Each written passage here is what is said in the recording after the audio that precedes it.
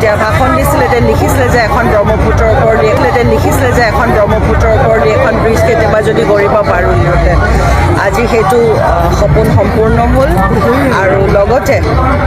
এইটো এটা সুন্দৰ মুহূৰ্তত এই সুন্দৰ ব্ৰিজখন যিটো নৰ্থ আৰু চাউথ গুৱাহাটী কানেক্ট কৰিছে অসমৰ বুৰঞ্জীত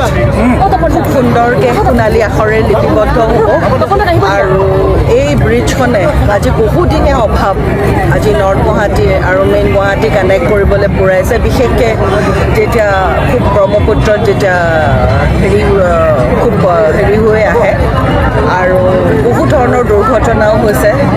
আৰু আজি যিহেতু বিভিন্ন ধৰণৰ অসমখন গুৱাহাটীখন হৈছে অসমৰ গেটৱে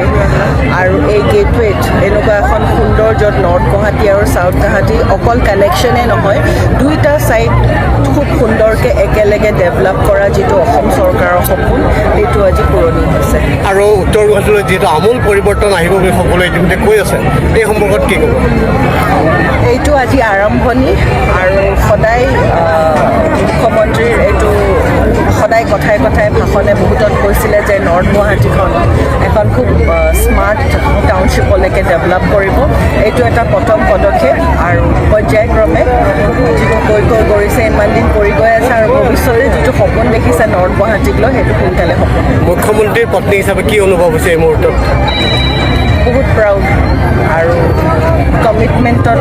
যিহেতু কমিটমেণ্টটো ফুলফিল কৰিলে আৰু আজি জালুকবাৰী সমষ্টিৰ প্ৰতি যিটো কৃতজ্ঞতা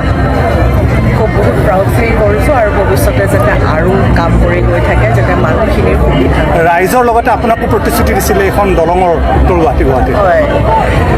চ' আজি 25 বছৰ আগতে মই অলপ আগতে ক'লোঁ প্ৰতিশ্ৰুতি দিছিলে আৰু তেতিয়া মই ভাবিছিলোঁ কাৰণ তেতিয়া সেইখিনি সময়ত ইমান এটা যে এনেকুৱা এটা আজি পৰ্যায়ত আমি ভবাই নাছিলোঁ